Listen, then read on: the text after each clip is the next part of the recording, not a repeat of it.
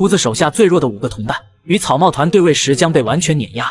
第8船长巴斯克乔特，人送外号大九，吃下了超人系99果实，具备什么能力暂且不知，擅长用火焰攻击，不过战斗力却特别差。在蜂巢岛对战卡普，结果被一拳头秒杀。他的对手应该是草帽团的音乐家布鲁克，整天给人一种老不正经的感觉，遇到危机时却起到意想不到的作用。布鲁克的黄泉果实具有一定的冰冻属性，曾经在蛋糕岛冰封过吃下热果实的欧文与乔特对战，布鲁克绝对不会处于劣势。第9船长毒 Q 整天一副要死不活的模样，吃了超人系病果实可以改变对手的性别，遇到霸气强悍的敌人一点作用也没有。他身为黑胡子海贼团的船医，将会与乔巴对战。别看乔巴吃了人果实大怨种形态，开启狂暴模式能挡住4皇大妈的攻击，单从战斗力上看，乔巴可以说能碾压毒 Q。即便乔巴被毒 Q 用病果实变成女性，也可以制造出解药恢复原状，获得胜利。第7船长圣胡安饿狼吃下了膨胀果实，本来就属于超大的巨人，现在的体型堪比一座岛屿。他在蜂巢岛对战卡普被瞬间秒杀战败，整体实力最多能比肩级别高一点的海军中将。不出意外，饿狼的对手将会是弗兰奇。在弹头岛，弗兰奇的表现很好，能一拳击败以为中将，而且弗兰奇的大将军可以发射镭射光线，击败圣胡安饿狼可以说是轻而易举的事。拉斐特是黑胡子海贼团的航海士，在顶上战争期间的赏金也才4420万贝里。他的果实名称还未公布，可以从身后长出一双翅膀，还能催眠敌人让其乖乖听话，很可能是某种动物系果实。拉斐特曾一个人闯入马林饭多，参加战国召开的七武海会议，当着鹰眼等人的面帮黑胡子搞到七武海之位，还有魔鬼警察的称号，整体实力应该和飞六包差不多。他的对手会是同样身为航海士的娜美，不过娜美有了宙斯之后，输出能力甚至能比肩准将级强者。对抗百兽海贼团时就击败过飞六包沃尔提，打拉斐特娜美可能会陷入苦战，但最终结局一定是获胜。黑胡子让巴沙斯当第一船长让人难以理解，虽然有着冠军的外号，战斗力确实非常一般。去德雷斯罗萨企图偷袭路飞抢夺橡胶果实，被萨博一招火焰龙王按在地上摩擦，即便吃下了超人系莉莉果实，战斗力也不会提升太多。他的对手应该是草帽一伙的厨师山治。这场战斗只有一个结果，就是山治瞬间将巴沙斯秒杀。不过草帽团谁会对战前海军大将青雉呢？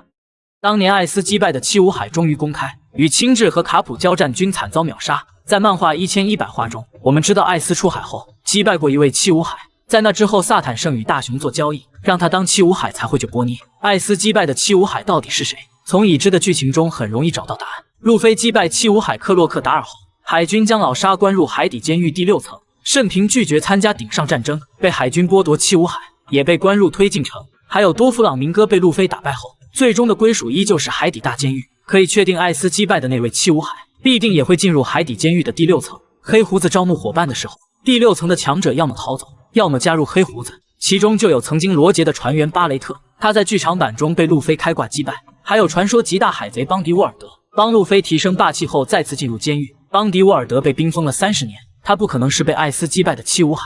除此之外，黑胡子招募到4位海贼，艾斯打败的七武海应该就在其中。首先可以排除玄月猎人戴鹏，原因是海贼王中有唯一女性的设定。大雄成为七武海的时候，汉库克也有出场，那时他已经是七武海。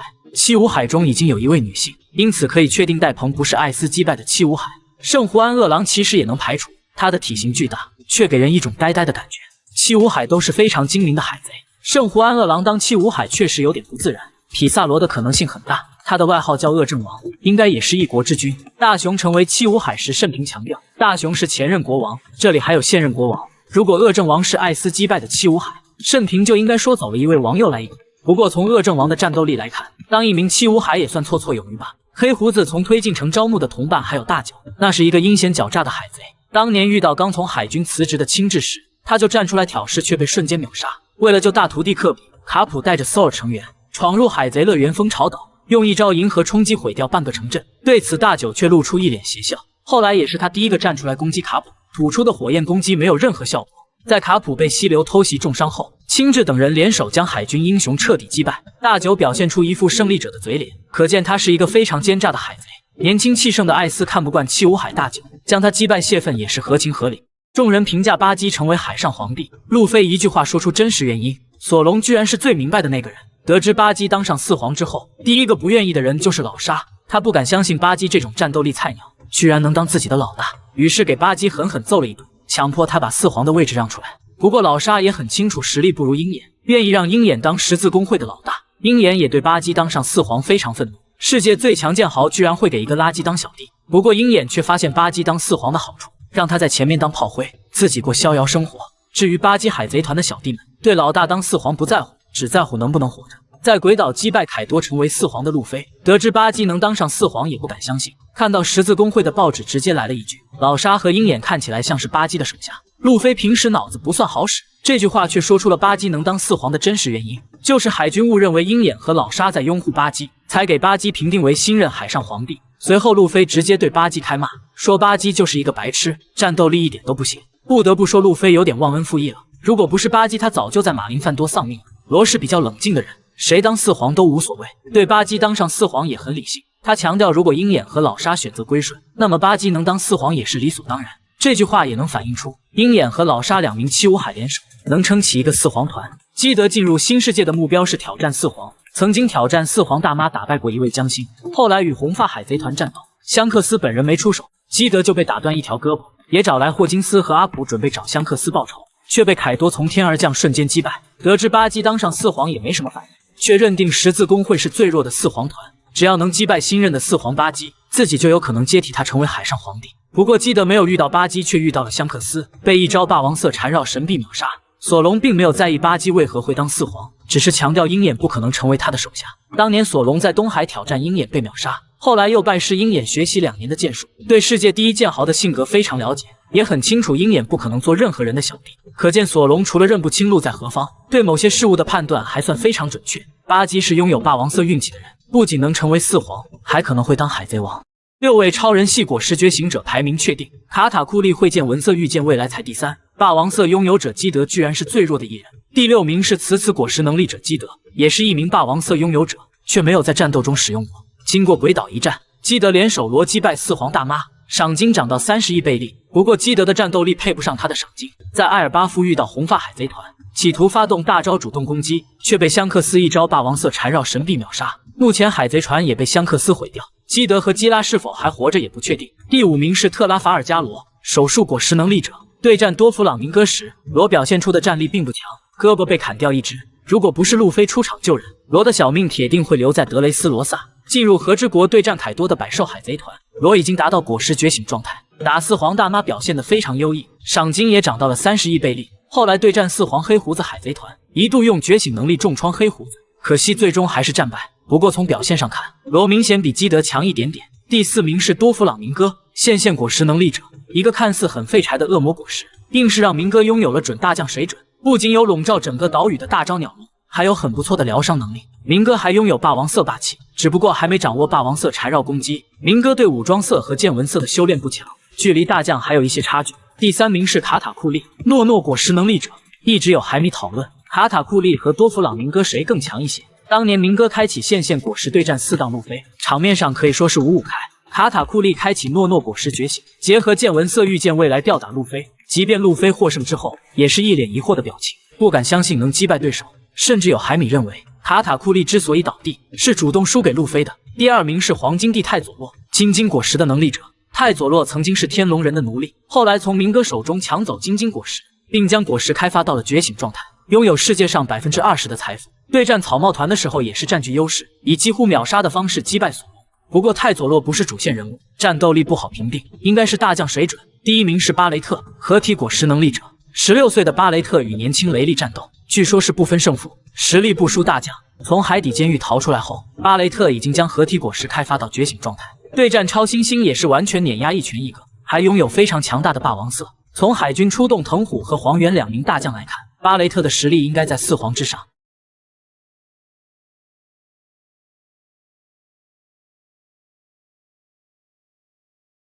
最强的恶魔果实觉醒者终于确定，吊打过4皇路飞，让黑胡子主动认怂，就连卡普提到他的名字也只能叹气。随着路飞觉醒幻兽种尼卡果实，果实觉醒者越来越多，在弹头岛路奇和卡库都展示过觉醒能力，谁才是最强觉醒者呢？有人说是觉醒幻兽尼卡的路飞，因为他击败了世界最强生物凯多。从鬼岛的整场战斗来看，路飞能打赢凯多，并不是自己的功劳。凯多经历过赤鞘9侠的围攻，也经历过超新星们的车轮战，期间路飞还跌落鬼岛补充一波能量，战斗力比凯多还差一个档次。从在弹头岛对战黄猿也能确定，路飞也就是稍微强于大将的水准。虽然能击败黄猿，自己也失去了战斗力，还得靠同伴才能保住性命。也有人说萨坦圣是最强的果实觉醒者，不过还存在2个不确定的点。首先是萨坦圣是不是能力者，从变身的状态来看很像是动物系，也有海米推测五老星都是鬼怪，所谓的动物形态才是他们的真身。其次萨坦圣就算是吃了动物系果实，也不确定他是不是已经觉醒。从外形上看，脖子上缠绕着黑色烟雾，与陆琪的觉醒状态非常像。不过大河在鬼岛变成人兽形态时，脖子上也缠绕着白色烟雾，可见萨坦圣并不确定是觉醒者，而且战斗力也不一定比路飞强。超人系觉醒者有多弗朗明哥，还有卡塔库利也都是准大将级别。剧场版中登场的黄金地太佐洛也将恶魔果实开发到了觉醒状态，展现出能秒杀索隆的战斗力，有没有达到4皇级战力还很难说。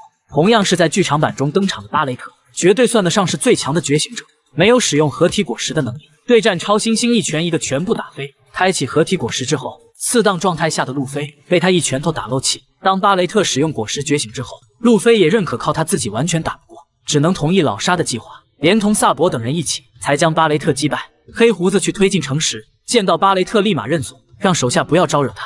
当年巴雷特没有觉醒合体果实前，就能与年轻的雷利打成平手，海军不得不派遣卡普和战国一起出动屠魔令，才将其关入海底监狱。后来巴雷特逃出监狱，利用永久指针，企图将所有的海贼消灭。卡普知道后也表现出最强的自然系恶魔果实，终于巴雷特很难吃了他就是海贼王中的第2名大将。不过那颗果实表明巴雷特不弱于任何4皇。自然系一直被认为是3系恶魔果实中最强的一种。在顶上战争时，3位海军大将都展示过自然系毁天灭地的力量。轻质的洞洞果实能将毁灭一座岛屿的海啸瞬间冰封，赤犬的岩浆果实不仅能燃烧火焰，还能让大地变成熔岩炼狱。最强的自然系果实到底是哪一颗，一直没有非常明确的答案。黑胡子吃下暗暗果实后曾说过，那就是最强的自然系恶魔果实，拥有世界上最凶恶的力量，可以吸收任何能量造成的伤害。一旦被黑胡子释放的黑暗元素触碰，能力者的恶魔果实也会失效。黑胡子靠着暗暗果实击败艾斯，从一个无名小卒晋升为七武海，对战世界最强男人白胡子。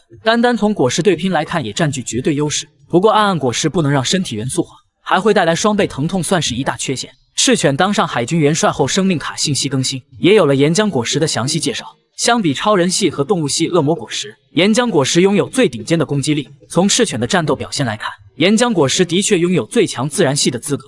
对战受伤的白胡子没有太大劣势，被偷袭暴揍后也能重创对方。一个人对抗白胡子海贼团所有队长，也自信能将路飞的脑袋留下。不过在面对香克斯的时候太怂，被吓得脸颊流汗，一动也不敢动。艾尼路在空岛登场时，娜美就说过，响雷果实是最强自然系。从艾尼路的表现也能证明这一点。草帽团除了路飞被挨个秒杀，结合能覆盖整座岛屿的见闻色霸气，可以做到随时随地无死角打击。大招雷银的破坏力堪比远古兵器，只要一击就能将一座岛屿毁灭。如果武装色霸气不能抵御雷电，响雷果实简直就是无敌的存在。好在路飞的橡胶对雷电有免疫作用，不然真不知道如何才能击败艾尼路。尾田曾在 FBS 中公布最适合草帽团的果实，索隆可以吃下鱼果实青龙形态，最适合娜美的恶魔果实就是响雷果实，那样她就会变成真正的天后女王，也会变成全世界攻击力最强的人。当然雷电攻击对路飞不会造成伤害。从此也能看出，尾田也认为艾尼路的响雷果实就是最强的自然系。不过艾尼路已经前往月球，响雷果实很难在剧情中出现了。不过尾田好像忘了，娜美不用雷电攻击也能把路飞按在地上摩擦。凯多战败之后留下的未解之谜，顶上战争想救白胡子，贬低过卡普的战斗力。打5档状态下的路飞并没有使用全力。第一个是凯多与红发有没有爆发战斗。顶上战争爆发之前，凯多和静本想去马林范多凑热闹，却被香克斯带着手下阻止。具体的战斗经过并没有公开。从红发团全员无伤来到马林范多，应该是凯多和静被击败了。也有海米推测是香克斯发动了面果实，凯多也不得不给一个面子。红发海贼团与凯多的交手时间不长，应该没有爆发激烈的战斗。第二个是凯多为何骂白胡子无能。得知白胡子在马林范多战死后，凯多居然发怒说白胡子无能，像是在责怪他没能活着离开海军基地，也没有将艾斯安全救出来。难道说当初凯多和静要去顶上战争，目的是帮助白胡子救艾斯吗？凯多的梦想是让全世界爆发战争，应该不会有救白胡子这种想法。第三个是凯多为何贬低卡普的实力。在鬼岛屋顶对战路飞的时候，凯多认可路飞是能与自己搏命战斗的人，与之同时还强调罗杰和洛克斯等人也拥有能和自己决斗的实力，其中却没有英雄卡普。难道是不认可卡普拥有击败他的战斗力吗？凯多虽然被海军多次抓捕过，都是一个人挑战整个海军部队，对手应该是赤犬和黄猿这些人，轮不到卡普和战国等老资格出手。凯多说能与自己决斗的人中没有卡普，应该是没有与卡普正面战斗过。第4个是凯多到底是不是鬼族？凯多所属的种族一直没有确定，头上长着2个犄角，应该属于特殊种族。他与小时候的大河对话时提到，强大的鬼族不可能与人类做朋友。难道说凯多真的来自于鬼族？大河的母亲或许也是鬼族的成员吗？第5个是凯多打路飞为何没用果实觉醒？在弹头岛事件中 ，CP0 的陆奇和卡库都掌握了动物系果实觉醒能力，不过凯多在对战路飞的时候却没有使用最强的果实觉醒状态。凭借凯多对恶魔果实开发的天赋，将鱼与果实开发到觉醒状态很轻松。凯多之所以没有使用觉醒能力，要么是觉得打路飞不需要使用底牌，要么就是对路飞放水了。他想看看路飞到底会不会成为乔伊波伊。凯多经历过非常悲惨的童年，也期待太阳神妮卡拯救世人的故事会成真。卡塔库利的真正战斗力公开，天赋和技能不输任何海军大将。黑胡子对他的评价果然没有错，在所有皇父之中，卡塔库利的赏金不算高，只有10亿5700万，不仅比13亿900万的岩灾劲低，甚至还没有刚当上皇父的索隆高。不过卡塔库利算得上6边形战士，对3色霸气的修炼都是高水准。武装色霸气没达到流鹰层级，也比当年路飞的武装色硬度高。见闻色不像红发那样掌握见闻杀，也能达到短暂预见未来的水平。很小的时候便觉醒了霸王色霸气，应该还没有掌握最顶尖的霸禅攻击。在所有的海军大将之中，目前只有从大将升职为元帅的战国拥有霸王色，赤犬青雉以及黄猿都未确定有霸王色。这一项天赋明显不如卡塔库利，对超人系诺诺果实的开发也非常完美，甚至一度被认为他吃了自然系，也将果实开发到了觉醒状态。当年只有4档的路飞被他完全吊打，虽然被开挂的路飞击败，但从路飞疑惑的眼神来看，未必是卡塔库利真的输了。在剧场版红发歌姬中，当卡塔库利出现时，红发海贼团也颇为惊讶，而且卡塔库利的见闻色预见未来，对战歌之魔王也起到了不小的作用，不过却遭到了香克斯的调侃。见闻色预见未来可不是他一个人会，可见在香克斯看来，卡塔库利是一位强者，但还算不上顶级水平。在所有的皇父之中，也只有卡尔一个人展示过见闻色预见未来。马尔科和镜对霸气的修炼不算强，溪流太依赖果实，霸气修炼也不会强。索隆刚刚觉醒霸王色霸气，对见闻色的修炼也未展现出很强的水准。本贝克曼据说拥有4皇级别的水准，也拥有不输任何大将的霸气修炼。可是，在对抗基德海贼团时，他询问香克斯是否看到了不得了的未来。难道说本贝克曼的见闻色不如卡塔库利，还没达到预见未来的水准？黑胡子对卡塔库利的评价特别高，也认定他拥有大将级别的水准。为了解读路标历史正文，黑胡子派遣范奥卡和青雉闯入蛋糕岛，目标是将3眼族的布林抓回来，利用他的觉醒能力解读古代文字。当时大妈带着半个海贼团在河之谷，只有卡塔库利和克利架在蛋糕岛。黑胡子让青雉前往，也是认定卡塔库利很强，只有青雉才能与之抗衡。如此来看，卡塔库利是否拥有抗衡海军大将的战斗力呢？4皇大妈被击败，留下5个谜团。卡塔库利与凯多的关系确定，罗杰曾经把她当作妹妹看待。第一个就是大妈是否还活着。被罗和基德打败后，大妈与凯多跌入岩浆，按理说不可能生还。她的女儿布林也曾说过，如果妈妈还活着，黑胡子就不敢如此嚣张。可见布林已经认为大妈战死河之国。不过大妈创造的宙斯却没有消失。众所周知，能力者一旦丢掉性命，他所吃的恶魔果实能力也会随之消失。雷云宙斯却和娜美的天后棒融为一体。难道说大妈洗过岩浆澡还活着吗？第二个就是卡塔库利的父亲到底是不是凯多？很多海迷推测凯多是卡尔的父亲，因为两人的装扮有很多相似之处。从年龄上看就不成立。卡塔库利48岁，凯多59岁，两人只相差11岁。凯多11岁的时候还没做海贼，也没有与玲玲相识，更不可能生孩子。从夏洛特玲玲的过往经历来看，卡塔库利的老爸很可能是长面包。第三个是大妈有没有吃掉修女获得魂魂果实。在玲玲5岁生日的那天，她爆发了嗜食症，醒来之后羔羊之家被毁，她也获得了魂魂果实的能力，很自然的会觉得是她吃掉了莫罗修女。不过莫罗修女的衣服却完整的留在地上，更像是修女霸占了大妈的身体。而且大妈身体中存在2种人格，一种是天真的孩童，很像小时候的玲玲，另一种是邪恶的一面，更像是狡诈的修女。难道真是她在用大妈的身体？第四个就是大妈与大和是不是母女。当大和以女儿身登场时，就有海迷认为大和是凯多和大妈的女儿。从大妈年轻时的样貌来看，与大和还是有点相似，尤其是两人的眼睛。不过在洛克斯海贼团被卡普击败之后，大妈和凯多也就分道扬镳了，两人都在忙着壮大自己的海贼团，特意见面生一个大和出来也不合理。第五个就是罗杰对大妈的称呼为何那么亲切。38年前两人在神之谷有过交战，之后两个海贼团也有过一次交手。罗杰在提及路标历史正文时说，曾经从玲玲的手中抢到过一块。从话语中可以看得出来，罗杰没有把玲玲当敌人，更像是妹妹。大妈在和之国被基德和罗击败后，也在询问罗杰 One Piece 到底什么。从中也能看出他没有把罗杰当敌人。不得不说，两人的关系的确不简单。战力能抗衡四皇大妈的4个老太婆，有人让黑胡子感到畏惧逃离九蛇岛，有人与大将绿牛交战也能全身而退。第一位贺婆婆，职位是中将，还是海军大参谋。贺婆婆也是罗杰时代的人，整天与卡普和战国混在一起，虽然没有展示过全部的战斗力，实力应该也属于最顶尖级别。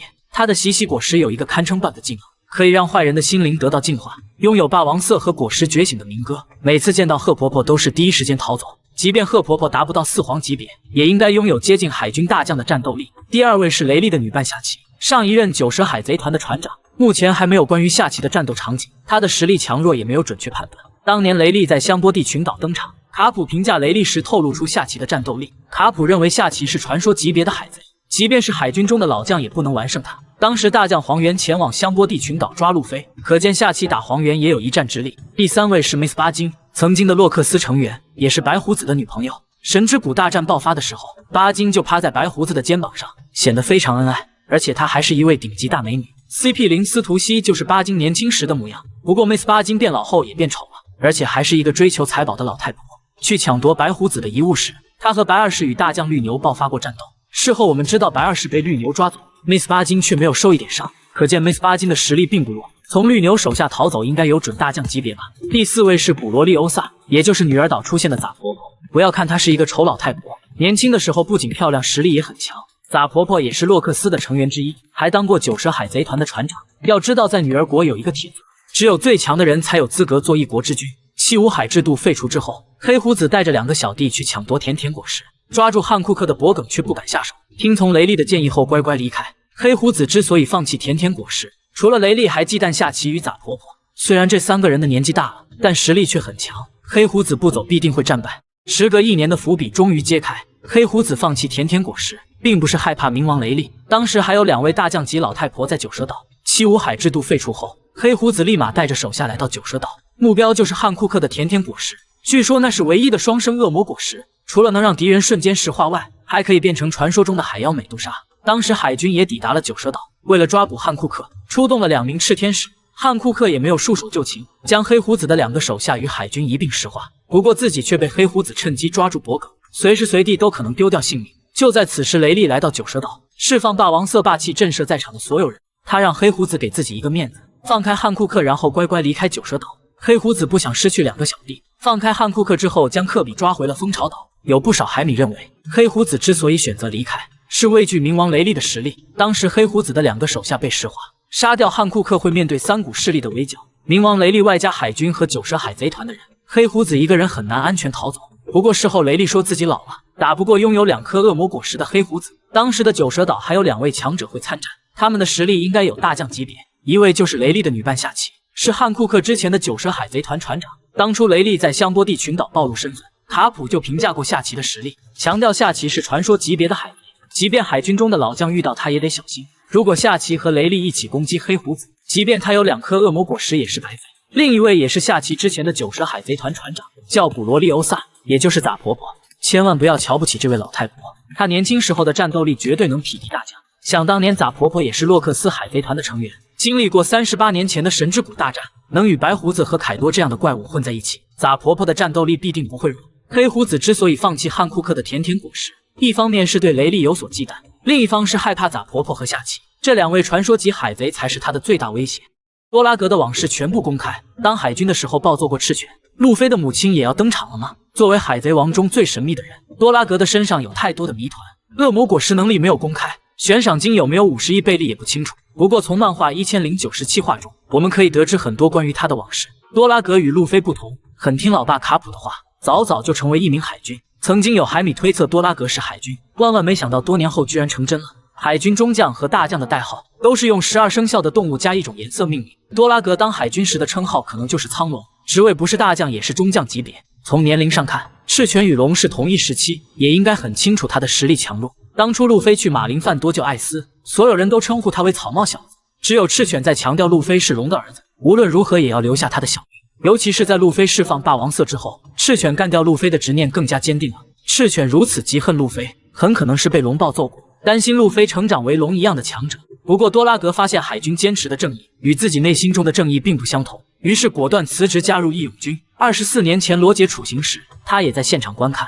22年前奥哈拉被摧毁后，龙去祭奠三叶草博士，邀请贝加庞克当伙伴，遭到拒绝后，他告诉贝加庞克自己会创建一支军队推翻天龙人的统治。几年后，多拉格与伊万科夫相遇，加上暴君熊和金妮组建了革命军。在这段时间里，多拉格遇到自己相爱的人，并生下路飞，交给卡普看管。后来多拉格的事迹大家都很清楚。12年前回到故乡东海的戈亚王国，救下被天龙人炮轰的萨博后，将他带到革命军培养成参谋长。2年前，多拉格在罗格镇出现，一道闪电从巴基的刀下救走路飞，又挡住斯摩格抓住路飞，让草帽团顺利出航去追寻他们的梦想。路飞在德雷斯罗萨击败明哥后，革命军的基地被巴沙斯发现，黑胡子联系海军后闯入白土之地，有没有与龙爆发战斗还不清楚。世界会议期间，萨博带着3位军队长去玛丽乔亚向天龙人宣战。之后多拉格的剧情可能会多一点，他的恶魔果实能力也会公开。目前漫画正在讲述暴君熊的回忆，路飞的母亲也应该出场了吧。尾田再次公布最强的恶魔果实，输出力能超越赤犬与艾尼路之河，也是最适合索隆吃的一颗果实。最强的恶魔果实是哪一颗，一直没有准确的定论。有人说是超人系阵阵果实，拥有毁灭世界的力量。从白胡子被誉为世界最强男人来看，可见阵阵果实确实强大。当年草帽团去空岛冒险时，对手是吃了自然系响雷果实的艾尼路，大招雷鹰能轻松摧毁一座岛屿。娜美也强调雷电是最强的攻击，如果不是路飞的橡胶能免疫雷电，很难想象用什么方式能击败艾尼路。蒂奇在白胡子的船上潜伏20多年，目标就是得到自然系暗暗果实。黑胡子说他是最强自然系果实，拥有世界上最邪恶的力量，不仅能吸收任何事物，还能让对手的果实失效。弱点是不能元素化。黑胡子仗着暗暗果实的邪门力量，击败赏金5亿5千万的火拳艾斯，对战伤病缠身的白胡子，场面上一度占据优势，却差点被老爹干掉。从此也可以确定黑胡子在说谎。暗暗果实还算不上最强的果实，霸王色缠绕攻击出现后，不用接触到对方，也能造成强大的伤害。在对战黑胡子的时候用霸缠攻击，就不会被黑暗力量消除果实能力。经过马林范多一战，赤犬被认为是最强大将，不仅干掉了火拳艾斯，还与白胡子1对1战斗。虽然自己被揍了一顿，也重创了白胡子，与青雉爆发元帅争夺战，经过10天10夜的鏖战，以微弱的优势获胜。之后尾田在赤犬的生命卡中强调，岩浆果实拥有最顶尖的攻击力。不过在尼卡果实觉醒后，岩浆果实和暗暗果实都应该算不上最强，毕竟路飞用传说中最胡来的力量击败了世界最强生物凯多。在神之谷大战的经过公开后，伊万科夫不经意地说出最强系果实不是暴君熊所吃的超人系肉球果实，而是后来被凯多吃下的青龙果实。从凯多在鬼岛战争的表现能确定，可以操控火焰、狂风和雷电，即便是岩浆果实与响雷果实加在一起，也未必有凯多的青龙强悍。而且尾田还在 SBS 中说过，最适合索隆吃的果实就是青龙果实。不过凯多被路飞击败，消失在岩浆中，青龙果实也很难重生了吧。白胡子一生经历过3次惨痛失败，30多年前被一位少年重创胸口，罗杰向海军自首被处刑后，白胡子就被誉为世界最强男人。很多妄图出人头地的海贼新人都想取下他的首级来证明自己，甚至是成名已久的世界第1剑豪鹰眼也想探究自己与他的差距。即便是如此强悍的白胡子，也经历过3次战败，留下了一身的伤疤。第一次是败给罗杰，两人是同时期的海贼，战斗力相差也不大。曾经罗杰海贼团与白胡子海贼团相遇，双方爆发3天3夜的大规模战斗，最终2个海贼团也没有分出胜负，白胡子和罗杰也都受了一点伤。据说双方爆发的战斗不止1次，从世人的说法来看，罗杰的实力要更强一些。第2次战败就是顶上战争，白胡子带领全部手下去马林范多救艾斯，青雉的冰河时代完全没有效果，黄猿的8尺琼勾玉也没打到白胡子，还是赤犬比较聪明，使用诡计策反大窝蜘蛛，一剑贯穿白胡子的胸膛。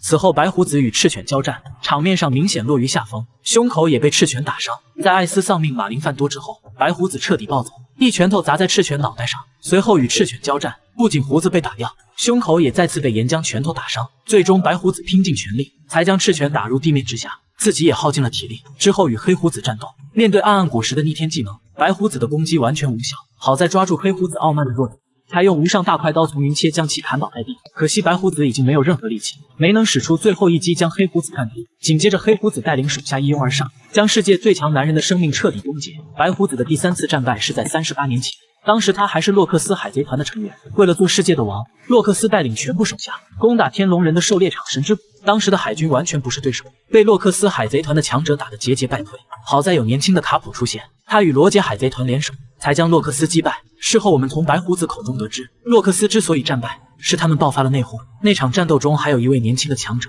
被认为是香克斯父亲的加林胜。当时的加林胜有着非常强悍的实力，一度被认为是那场狩猎的冠军。几十年后，白胡子见到香克斯，直接来了一句：“看到你我的伤口就隐隐作痛。”很容易让人联想到白胡子与加林胜有过交手，战败后胸口留下一道伤疤。